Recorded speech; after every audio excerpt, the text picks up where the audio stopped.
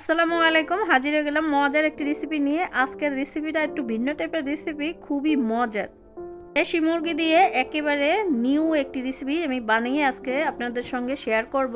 তার আগে এই ভিডিওটা সম্পূর্ণ আপনাদের না টেনে দেখতে হবে।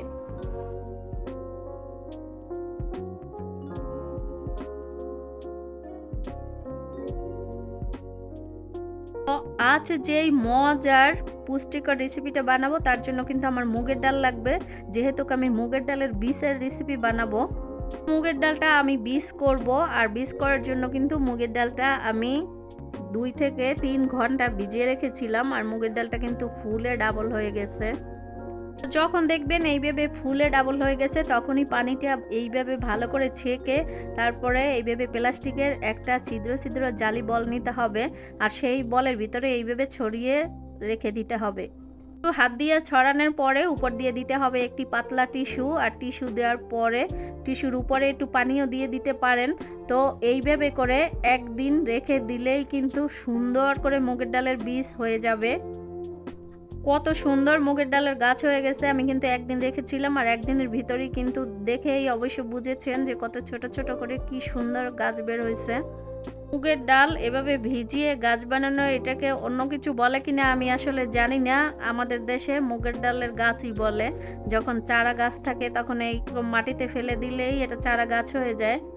তো আমি মাটি ছাড়াই চারা গাছ বানিয়ে নিয়েছি। তো আমি একটু প্লেটে ঢেলে আমি আপনাদেরকে দেখিয়ে দিচ্ছি এটা কতটা সুন্দর হয়েছে। তখন বুঝতে পারবেন এরকম ছোট ছোট গাছ বের হয়ে গেছে, তখনই কিন্তু এটাকে আর রাখা যাবে না। তো তখন এরকম কলের ভিতরে ভালো করে একটু ডলে ডলে ধুয়ে নিতে হবে, যেহেতু এটা একদিন রাত ছিল সেই জন্য। এর ভিতরে আলাদা একটা কষ থাকে, সেই কষটা দূর করার জন্য এইভাবে ভালো করে ধুয়ে এইভাবে উপরের ছিলকাটা ফেলে দিতে হবে। আর যতবার বেশি ধুবেন ততই ছিলকা ভালোভাবে উঠে যাবে। তো ভালো করে ধোয়া হয়ে গেলে চুলার উপরে বসায় একটু গরম পানির ভাপ দিয়ে নিতে হবে। আমি চুলায় বসিয়ে দিয়েছিলাম, একটু হালকা হালকা সিদ্ধ হয়ে গেছে। আর এইভাবে একটু নাড়াচাড়া করে দিলে কিন্তু বাকি যেই ছিলকাগুলো আছে সেটাও উঠে যাবে। তো এটার সিল্কা উঠানো কিন্তু একেবারেই সহজ। তো এটা কিন্তু ভাপ দেওয়া হয়ে গেছে, আমি পানিটা ভালো করে ছেঁকে নিলাম।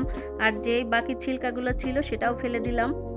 আমি রান্না করব। আর রান্না করার জন্য কিন্তু এখানে আমি 1 কাপ পরিমাণ তেল দিয়ে দিলাম, 2টা তেজপাতা, 3-4টা এলাচ, 2-3 টুকরা দারচিনি দিলাম, 5-6 টুকরা লং। গরম মশলার পেস্ট একসঙ্গে একটু ভালো করে ভেজে নিয়েছি। এবারে দিয়ে দিলাম 1 টেবিল চামচ আদা আর রসুন বাটা। আর এবারে দিয়ে দিলাম 1 চা চামচ ধনিয়ার গুঁড়া, 1 চা চামচ হলুদের গুঁড়া, 1 চা চামচ মরিচের গুঁড়া। সব মশলাগুলো তেলের সাথে ভালো করে একটু ভাজা হয়ে গেলে এবারে দিয়ে দিব পানি। আর পানি দিয়ে আমি একটু সময় নিয়ে এই মশলাটা ভালো করে কষিয়ে নিব। মশলা যত বেশি কষানো যায় রান্না কিন্তু ততই বেশি ভালো হয়। এবারে দিয়ে দিলাম 1 চা চামচ জিরার গুঁড়া। আর মশলাটা ভালো করে কষানো হয়ে গেছে, এবারে দিয়ে দিব কেটে রাখা টমেটো। এখানে আমি 1 কাপ পরিমাণ কেটে রাখা টমেটো দিয়ে দিলাম। এখানে আমি 1.5 কেজির মতো দেশি মুরগি নিয়েছি। আর এই মুরগির পিসগুলো একটু বড় বড় করে কেটে ধুয়ে পানিটা একটু ঝরিয়ে রেখেছিলাম। এবারে মশলার সাথে দিয়ে ভালো করে কষিয়ে নিব। কিছুক্ষণের জন্য একটু ঢেকে দিয়েছিলাম, আবার নাড়াচাড়া করে দিব। মুরগিটা ভালো করে কষিয়ে নিয়েছি, এবারে সিদ্ধ করে রাখা মুগের ডালের বীজগুলো দিয়ে দিব। ডালগুলো দিয়ে দিয়েছি, এবারে মুরগির সঙ্গে ভালো করে নেড়েচেড়ে মিশিয়ে নিব। আমি কিন্তু এতক্ষণ কষানোর সময় কোনো কিছুতে লবণ দেই নেই, এখন আমি লবণটা দিয়ে দিলাম। আর লবণটা আপনারা আপনাদের স্বাদ মতো দিবেন। তো ডাল দেওয়ার পরে এইভাবে ভালো করে কিছুক্ষণ কষিয়ে নিলেই কিন্তু ডালটা মোটামুটি একটু সিদ্ধ হয়ে যাবে। আর একটু হালকা হালকা সিদ্ধ হয়ে গেলেই তার ভিতরে দিয়ে দিতে হবে কাঁচামরিচ। এখানে আপনারা ঝালটা আপনাদের পছন্দ মতো দিবেন। তো একটু ঢেকে দিয়েছিলাম, ভালো করে কষানো হয়ে গেছে, ডালটা মোটামুটি একটু সিদ্ধ হয়ে আসছে। এবারে পরিমাণ মতো পানি দিয়ে দিব। এই ডাল আর মুরগির মাংসটা একেবারে মাখা মাখা করব, এই জন্য খুবই কম পানি দিয়ে দিলাম, এর থেকে বেশি পানি দিব না। এবারে একটু নাড়াচাড়া করে আবারও কিছুক্ষণের জন্য ঢেকে দিব।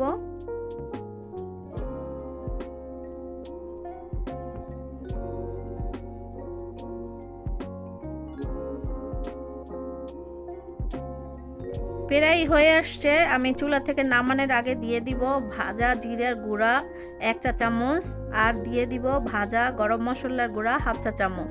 মশলাগুলো দেওয়ার পরে আরও কিছুক্ষণ নাড়াচাড়া করে নিব। একেবারে মাখা মাখা হয়ে গেছে। এবার চুলাটা আমি অফ করে দিব।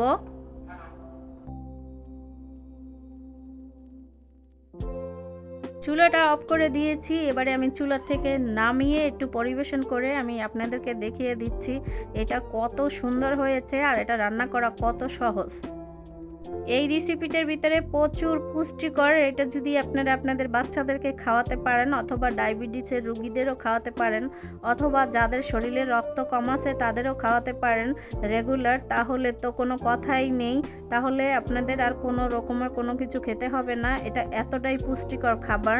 তো আপনারা একবারের জন্য হলেও ট্রাই করবেন। আর আপনাদের পরিবারে কার যদি ডায়াবেটিস থাকে অথবা রক্ত শূন্যতার কোনো অভাব থাকে তাহলে অবশ্যই এই রেসিপিটা করে খাওয়াবেন। এটা খুবই মজার একটি রেসিপি।